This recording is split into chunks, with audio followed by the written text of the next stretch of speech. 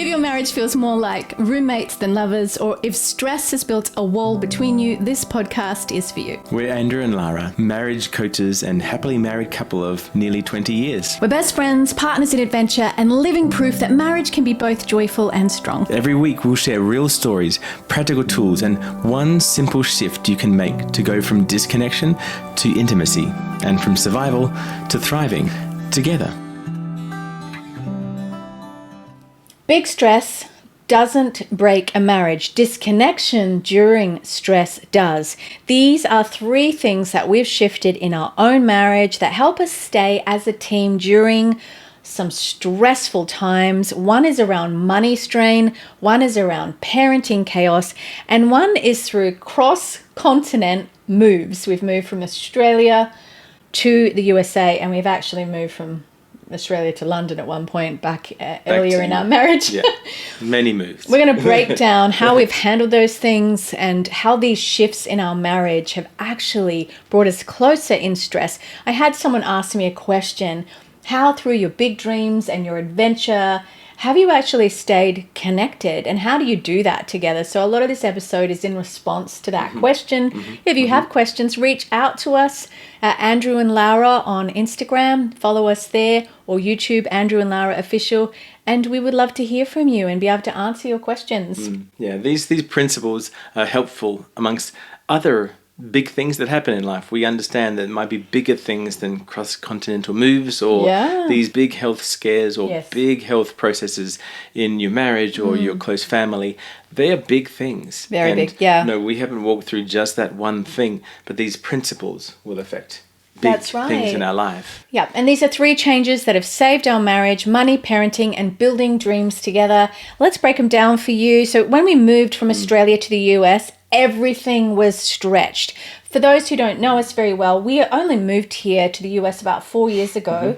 And you know, it's been a journey. It's been stressful. We've had financial stress as a result. It's not cheap to move. People know that. It's not just the flights. It's the cost of visas and ultimately green cards. And we're not there yet. It's setting up a new life. And we've done that with children. Moving your furniture, moving all your things. Oh gosh, logistics. And then actually probably having to throw out half a household of things in Australia because we couldn't afford shipping it and all things. Yes, that's right. It's finances. It's parenting through that, finding new community. It's having dreams in your hearts that you either give space to or you don't. We've given a lot of space to our dreams.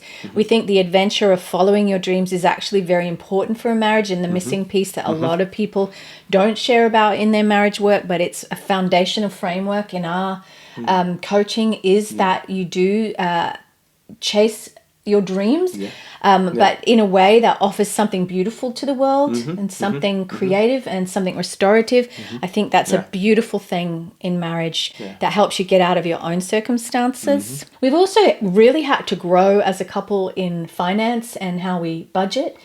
And how have we shifted that? Like we've done a lot in this space. Yeah, it's a lot of possibly one of us kind of handling it because it's again on top of full-time work, busy with kids, all different projects, and the way that time pans out through the day maybe to the point of us saying no, we need a shared budget, we need a shared app on our phone that can look at that, and then we need to plan time to just plan together and say, I'll look after this, you look after that, and so that we can see the money goals come to fruition and we plan them together and then that we can just see things get ticked off and say, yep, we know we've both sorted those bills out and those payments out, and we've got a plan for how to pay this back and that back, and so that was absolutely life-changing. It's been so life-changing, that area for us. And the things we're talking about, the 4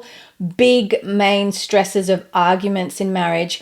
One is actual sexual intimacy around that, which might surprise you to hear that it's one of the top 4. We're not going deeply into that. We will do an episode on that in the future. But it's important to mention. One is parenting and conversations and discussions around parenting. One is finance. So in this episode, we're actually going to tackle money, parenting, and a couple of those big areas. And another thing could just be basic household responsibilities and chores, and who does what can cause a lot of stress and arguments in a marriage. But this money piece is really important, because for years, what it looked like for us is Andrew would do a spreadsheet, and that was our budget. But it didn't, like that, having it in a spreadsheet didn't actually work in real time, sort of actionable. How does it actually work in practice versus theory? And I would get frustrated because I made the assumption, and I've said this before, assumption is dangerous in marriage, because you assume because of such, and it's often subconscious, that because of this skill or that skill that the other person will do A, B, C, but you haven't actually had a conversation about it. And I made the assumption, because Andrew was better at math, and he is, that he would be better at budgeting and all of that. And he is better at the math piece, but I have more strength around the systems and actually implementing those in our home. So I say that not to bring shame to either of us, but to actually say, work to the strengths of who you are in your marriage. I've heard some people say, oh, it should be all be the man's responsibility.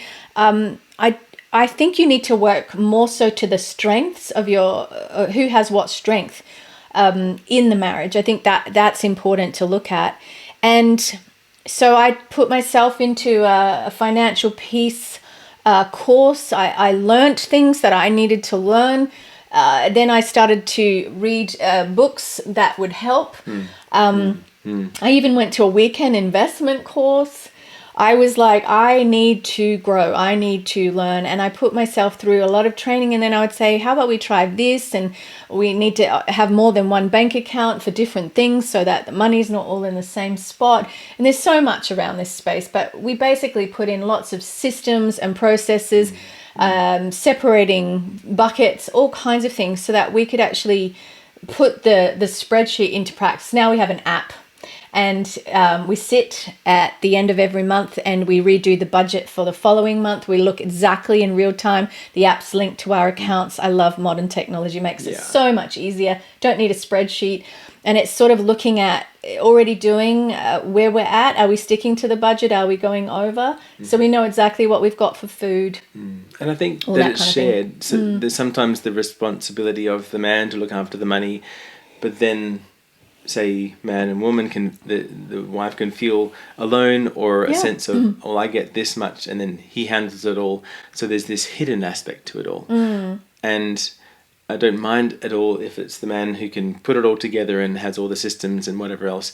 But I think it's important if that it's all easy to see. And it's, what's the right word? I don't think there should be hidden anything.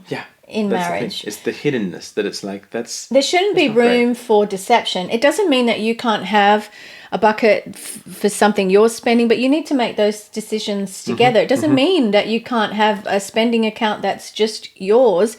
But the reality is that there shouldn't be anything hidden where somebody has room to be deceptive. Or has the space to, some dirty little habit that they're spending money on, when you should, the two become one. I know there's different opinions around this. I've actually seen in our own upbringing, like where one person controlled everything and had access to it and would send money to the other person to spend.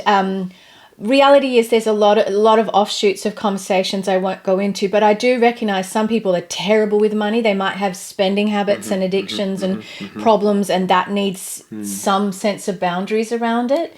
If that's happening for you, that's not necessarily what we're talking about in this episode. What we're talking about is the general thing of you need to be a team, whatever that looks like. There's a lot of different situations and we respect different opinions. But the main foundational statement is be a team. Don't be deceptive.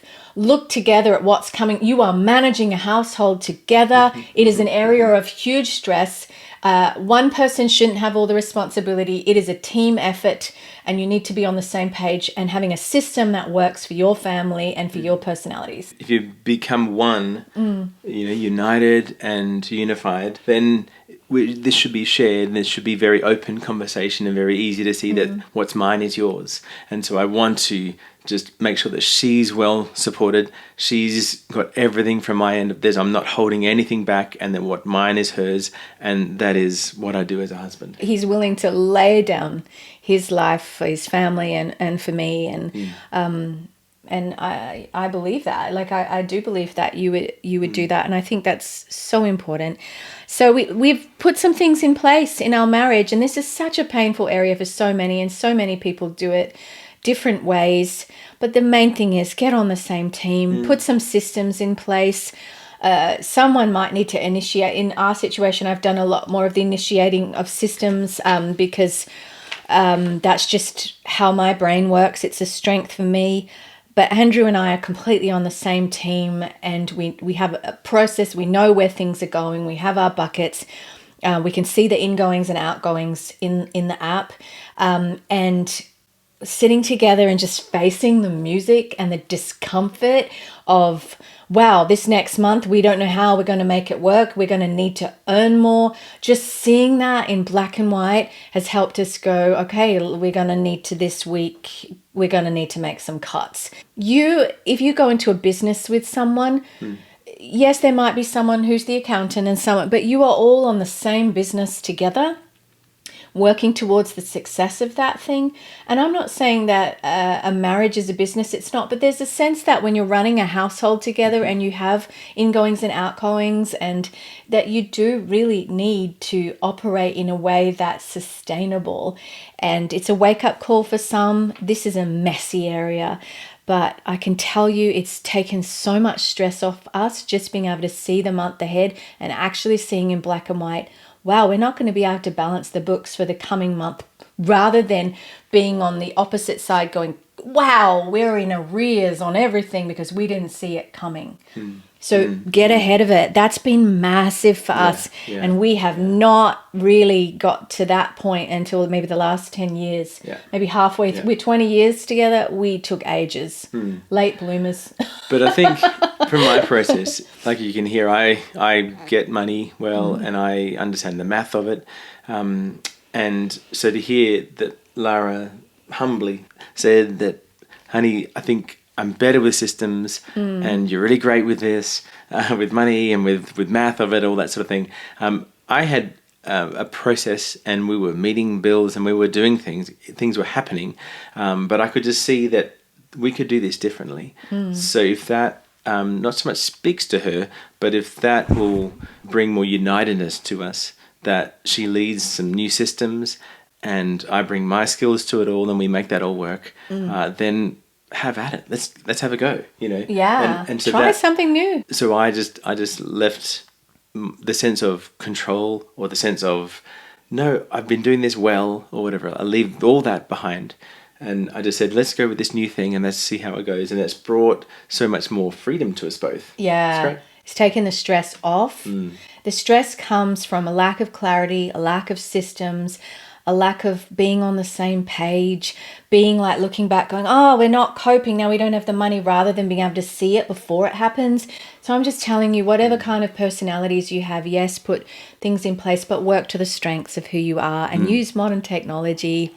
There's some great resources, and a lot of you will not have the skills. You wouldn't have learnt this. Some of you would have. You come from different backgrounds. Some of you are so blessed to be set up so much better by your parents. You've maybe started with already. I know so many people that were just set up so well in life, and others that haven't been.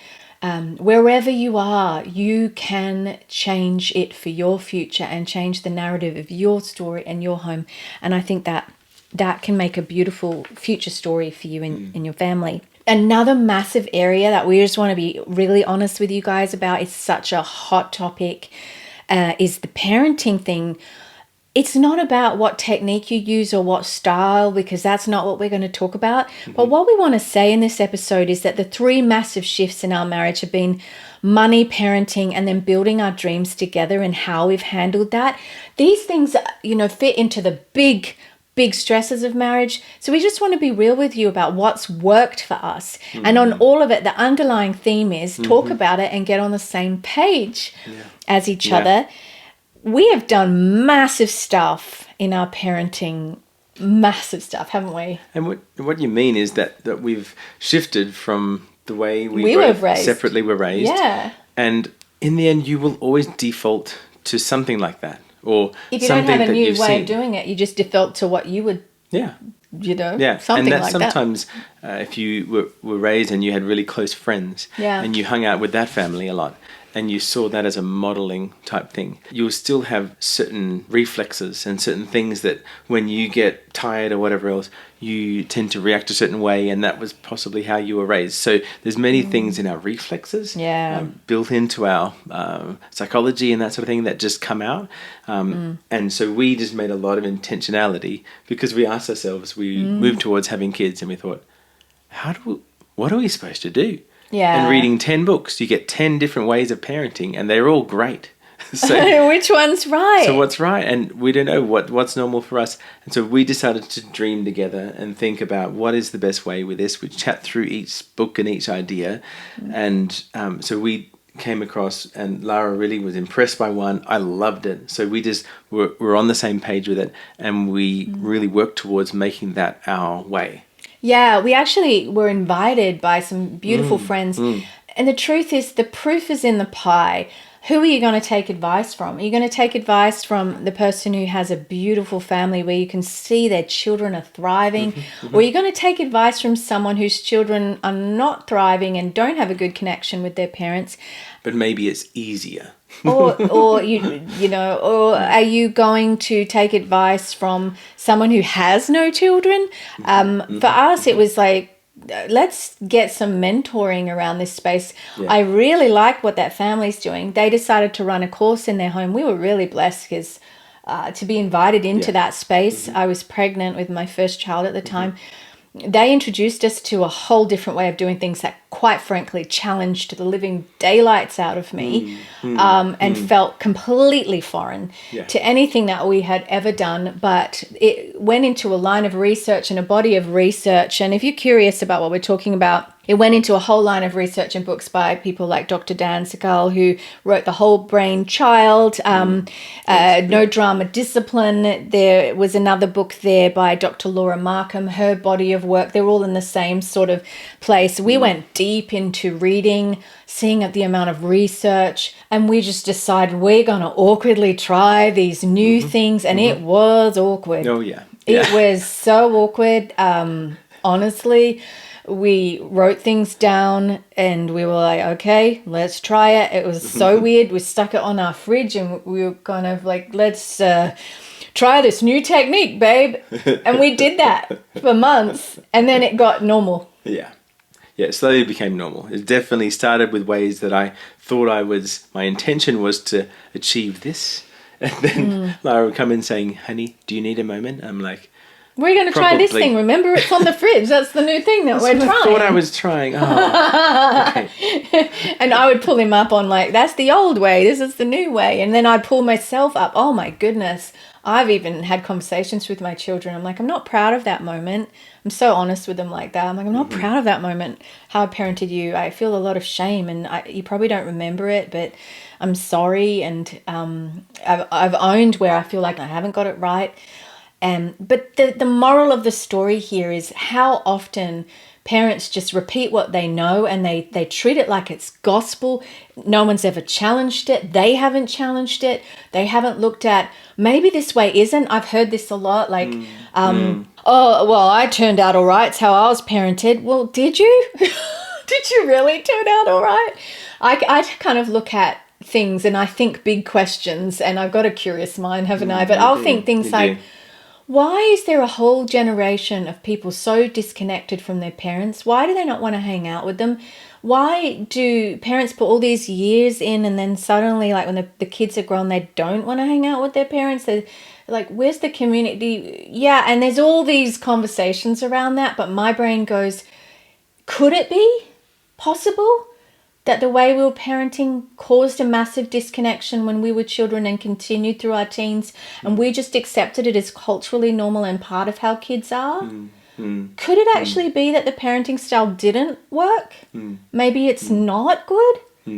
And my brain asks these big questions and I wrestle with them and I think about them and then I go and find books and I research and I want desperately to try something different. And that's where you get a cultural shaker and a cultural shifter and somebody that dares to go, maybe the status quo isn't right.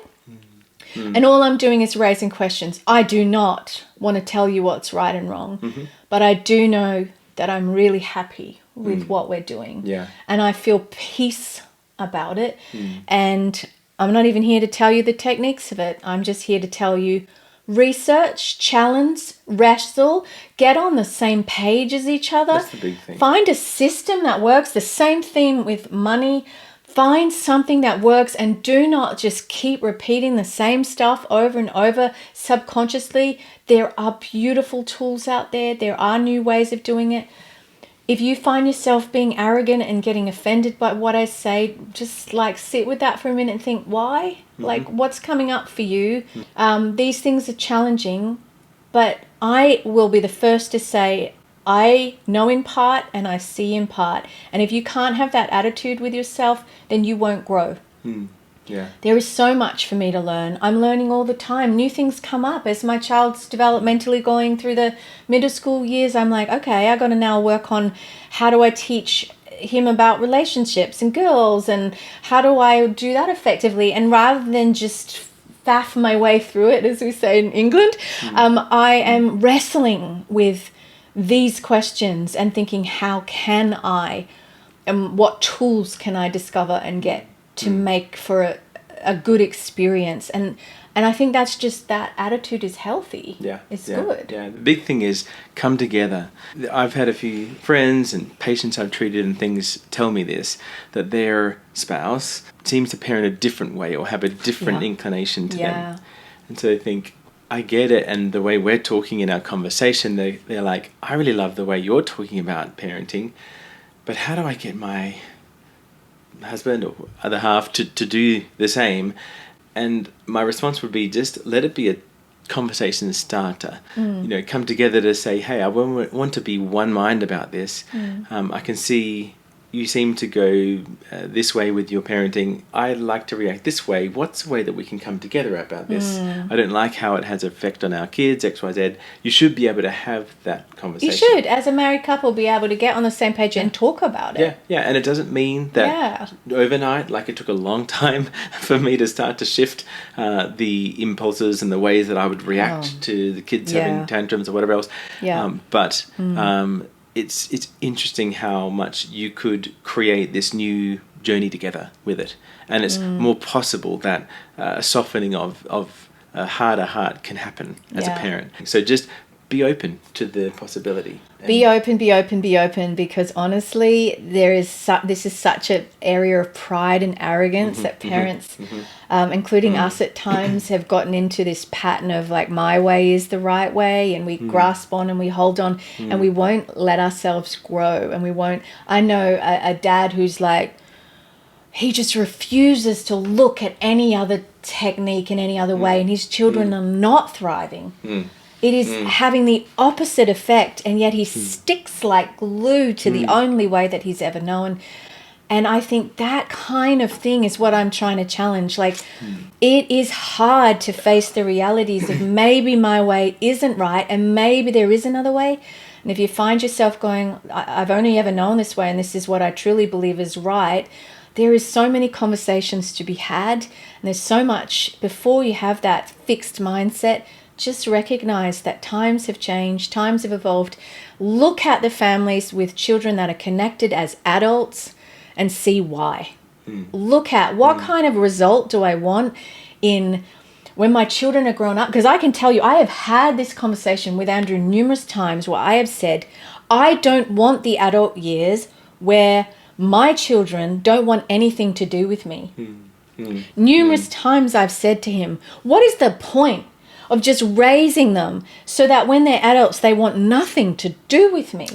That breaks my heart. And yet that is the reality for so many, but we haven't looked at why. And I can tell you that a lot of the why is because it started in childhood and it never stopped all the way through. So my family member who's a child psychologist said to me, Lara, that relationship that you want, those coffees you want with your adult child, start now. They actually start now in childhood, not literally having coffees with a child, but it's a metaphor of that connection that you want as an adult starts now. That connection goes all the way through into their adult years, then you will have it. But if you just accept the status quo, or children they just do that. That's just what they do. And one day they're just going to do this and then they will leave and they will never have any, that's just how it is. Well, I don't agree. Yeah. I strongly don't agree. I don't think it needs to be that way. And I don't think that the design of us is that way. Yes, there is a pulling away process. It is natural and normal developmentally to do that. There's some great work on that. Brainstorm, the book I'm reading right now, we've been reading together on how to parent the teen years. Fantastic stuff that talks about why children pull away. I'm talking about something deeper, a connection and a friendship. I'm not saying your job is to parent. I'm not saying just be friends with your kid and not parent. Not what I'm saying. Big different thing, isn't it? Very different thing. We're talking about connection. It's all about connection. Yeah, but seeing it more like a coach. How can I coach my beautiful child to be different and to show better qualities here? I heard something good on the coaching thing, because when they're really little, there's a different role you play, but as they get into teens, you kind of go more into a coaching role. And it kind of changes the way you parent. And we've seen that. It goes from complete, I'm the boss, I tell you everything, and you will, like, it looks like this because you're a toddler. And you can't reason yet. And it goes into more coaching. But you might think, oh, gosh, I'm not anything like that. Or, yes, my wife and I need to get on the same page about this. How can I change? How can I undo the damage that 5 years now I've done? But we are humans. We have ability to repair. We have ability to hurt each other, but repair. But if we're able to go through that uncomfortable process to forgive, or to ask for forgiveness, or to change and act a different way, then we're opening ourselves to the sense we can build that connection. So it's possible. And we've had some awkward years where we haven't fully integrated new ways of doing things, that we were just all over the place, and we own it. And our children know that, and it's okay. You can move forward, you can grow, you can change.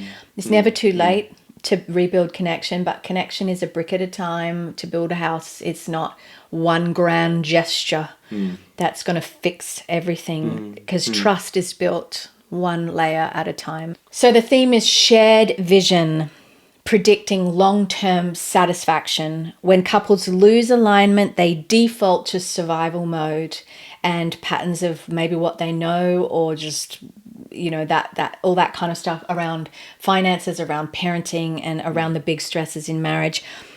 Dr. John Gottman, who's a researcher around relationships and marriage, calls this whole area shared meaning, linking decisions that you make to deeper values and having those conversations. If you are on different pages, have conversations and make decisions together, even if they have a level of compromise, so that you can work together as a team. Parenting expert Dr. Dan Siegel, who authored The Whole Brain Child that I mentioned, it's a scientific book. It looks at how the brain actually works. I mean, it's not an easy read. I didn't find it an easy read. It was a great read. Yeah, I was slowly reading that one. It shows that calm, connected parents regulate kids' nervous systems.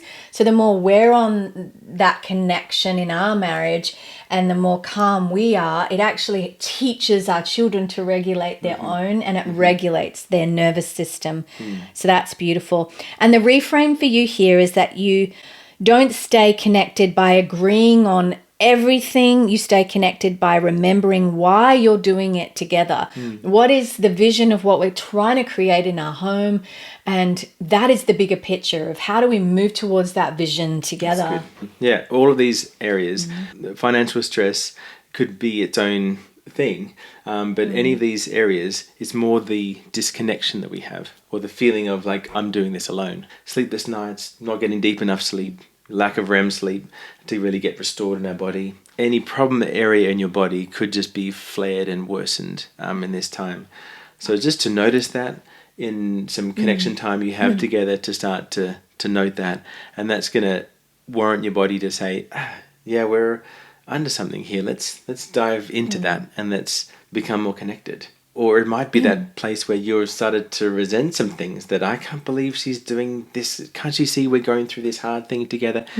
Oh, she bought this thing. I can see it on the bank account. Oh, can't you see what we're going through? And the better thing is to not so much scold each other. That's bad communication.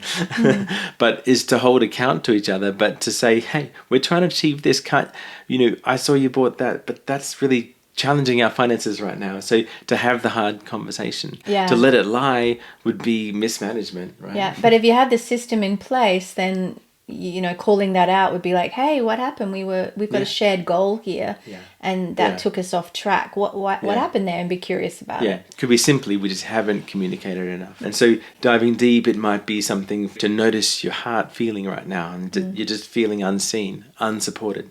It's because this idea that we're doing some of these things alone, or we're not quite bonded together on this idea, and we're feeling quite alone deep in our hearts. Yeah, it's true. And you get that loneliness, and we just did an episode on that, so go back an episode. Yeah. Some really great tools that I can give you that are great ideas to help you on this journey are making a monthly money meeting if you don't already do it. I mean, we have a weekly one too, but the monthly one is where we set the budget for the week, for the month ahead, rather than looking back and going, oh my goodness. And it's a beautiful thing, rather than thinking of it as boring budgeting, and it is a bit boring. I'm like, I've got to admit, I don't love all of this stuff. I don't look forward to it. It's not fun. Whatsoever. I'll make the coffee that we have while we're doing it. That's nice. But the reality is like, there's some couples, I get it. Like, I've got a really great friend who's like, we're both such fun people, and they have so much fun in life together. But they're like, but because we're both fun, we don't actually want to do any of the hard stuff like this. And I'm like, I get you, like I relate, but you have to put on your big girl pants, I say to the girls, or your big boy underpants, and just do the hard things some days, and just get up and go, today's gonna be, I gotta do a hard thing today, and just do it. But open the app. If you honestly, there's some fantastic apps. I'm not going to recommend any online, because you can always reach out to find out what we use, but I don't want to market any particular app. But review your spending, preview upcoming expenses, keep the tone collaborative, not critical. That's big, because I think you can easily bring up your tendencies, or in our journey, I manage the finances. I could bring my frustration towards, why don't you just see it like I see it? I can bring the frustration of that into this, like, well, obviously this should happen, and obviously I've got to take a check. Don't you just check get myself? Don't you just, and for it to not be a critical thing, for it to be this collaborative thing, to praise each other for things that have gone well, or whatever else, and then it's just to say, right now, right here, let's make this work, and let's make something great this week, this month. Yeah, and you can really get, I mean, we've, since moving to the US, had seasons that are so difficult, where we're not making ends meet, but when you get on the same page and you just face it with bravery and courage, and you don't bury your head in the sand, and you don't ignore it, it is going to be better for you and for your marriage. You sometimes, I say to my daughter, when things are scary for her, the mantra of, I can do hard things. You can say, yeah, I'm afraid, but I can do hard things. Keep it collaborative, not critical. That's really important. Do a values alignment check. Here's another idea. So monthly money meeting, but a values alignment check is asking something like this. Does this spending decision fit what matters most to us right now? And this has been big for me, because I do most of this spending, not because I'm a big spender, but because I do the grocery shopping. Yeah. I buy the supplies. If we need something, Andrew will say, hey, we need some oil for the car. I'll go and actually get that. So I do the actual card click spending stuff. There's been a lot of things that I've had to go, well, now that we have a budget and I can see how tight it is this coming month, as an example, and that if I spend this, something on there which is completely balanced books is going to have to give. I'm going to have to take that off the food budget.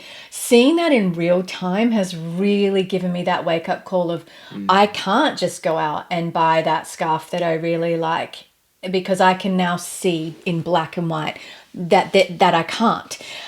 Or I can go, I did want it, but I'm going to have to move it from somewhere else There's those sorts of things. So asking, does this spending decision fit with what matters most? And right now, what matters most is that you're on the same page and that you're working towards the shared goal of having financial freedom and peace. And you can do that. There's some great resources in this world. Again, reach out to us on social media, Instagram at Andrew and Lara, or on YouTube, but we have Andrew and Lara Official on there as well. For parenting, a great practical tool is reread one page or principle together each week from a trusted source that you decide. And then also another really big thing we talked about is that we really believe in having dreams that you share together. And when you get peace in your home and you get on the same page in parenting and in budgeting and whatever other big things are coming up, it might be having big conversations around sex and those expressions within your marriage. Those big, difficult conversations often mean that when you're at peace there, you can dream and you can create and you can do things like that together. And I really believe having shared dreams and doing something of service in your marriage, like we do this together as a part of Creative Restoration International, which we direct as it's a not-for-profit.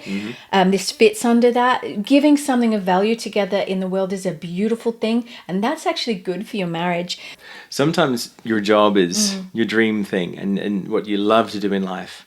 That's so wonderful. Yeah. And so many other times your job is not quite that, but it pays the bills and it's what it's okay. life's gone towards. Yeah. And that's totally great. Yeah. But if we don't explore, or at least ask in our heart, is there something I can do, a side project or something that will awaken something within me? And our marriage, Our marriage, something together possibly, or if there's just something burning, I really love to be part of this type of thing. For guys to come around a fire pit and talk once a month, and that just brings me alive.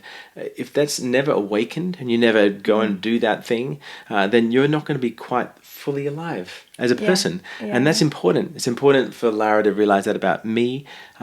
It's important for me to awaken things, for her to follow her dreams and awaken those things. And so that is, as humans, we need to open this thing. And so that can be hard when it's just one-sided, or we never quite are on the same page, or at least know that about the other person. And we can just see this gradually, this person becoming thinner and thinner, less life to them, and they're just not quite fully alive and fully awakened in who they are.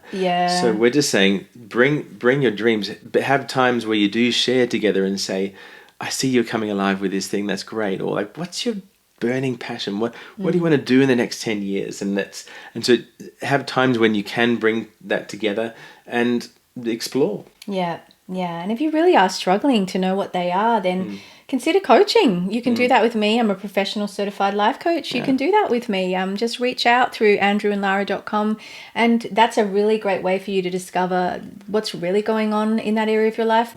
Especially if you're someone who's like, I don't know how to move towards it, or I don't quite know what's going on in my own head. It can really help clear out away that place. But when you are in overwhelm, and we've done an episode on that, marriage and overwhelm, it can be really hard to offer anything like that out of, the world creatively. But in our wedding vows we wrote into our wedding vows that I want to help you to fulfill the dreams and the desires in your heart. And we've done that. We've really partnered together in that. It's not talked about a lot in marriage, budgeting, parenting, all of that is, but the dreams you have in your heart and how you navigate those together, they should matter to each other. They should be something that you take seriously. And if you haven't done that for a while, sit down, talk about your dreams. We lean in, we do pray together. We do that, but we also talk about it, and we give space, and we lean in to those things. It just makes me a lot more connected to what really makes her passionate and what really moves her heart. I chose to walk life with Lara, so I just want to keep building a life together that's wonderful, and don't want just half of Lara, where she's just kind of functioning and doing things and saying, okay, we'll just a shell make of it who work. I was when you married me. Exactly. We want fully alive people. It's like, baby, you signed up to this, all of it. The dysfunction, the good parts. You signed up for this beautiful thing. Vice versa. Vice versa. So sit down. This is a big question. this is a big episode. These things are big things to wrestle with. Ask this. What do we want our next 5 to 10 years to look like as a team? And that question is going to scare the living daylights out of some of you. You won't have any idea. But again, if you don't know how to sit down and wrestle with that, then come and do a session with me. I'll help you wrestle with that. And look, the takeaway for this episode is unity isn't automatic. We assume when we get married, we're just going to be on the same page. La la, it's going to be beer and Skittles, butterflies and rainbows, and we're just a team. It's not automatic. It's built through shared habits. When you align around money, align around parenting and purpose, and you start living like partners again and teammates again. But you don't get there naturally. You have to have conversations and get on the same page, because you are different people. If you're not on the same page together, go to andrewandlara.com right now and download the free 3-minute body, mind, heart reset. It's a quick thing for your body, for your mind, your heart. It helps bridge and get you back on the same page. Print it out, stick it on your fridge, or if there's somewhere like in your bedroom, on your bathroom door, and make a little micro habit of doing that every night, quickly after work, if you've got kids, the kids are down, and just start to rebuild those bridges of connection so that you have the safety in your marriage to have the big conversations around parenting, around money, around sex, which we didn't talk about in this episode, around shared adventures and dreams and purpose. Yep. Subscribe. We would love for you to follow us on YouTube. If you're on an audio platform right now, we're on YouTube too at Andrew and Lara Official. If you're on YouTube right now, you can find us on Spotify, Apple, all of the big platforms, and it's under Marriage, Intimacy and Healing with hosts Andrew and Lara. Our mission is to see homes restored so that people can show up in the world with their full purpose activated and their creativity expressed. This fits under the banner of Creative Restoration International. We are the directors of that not-for-profit, and we are here to partner with you on the journey. We release episodes every Wednesday, and there's such a big vision, more to come, and we will see you next week. See you soon. Thanks for joining us on Marriage, Intimacy and Healing. Remember, connection isn't about perfection, it's about showing up. If you want a quick way to feel closer tonight, grab our free resource, the 3-Minute Marriage Reset, at andrewandlara.com. We'll see you next week, and until then, keep choosing each other every single day.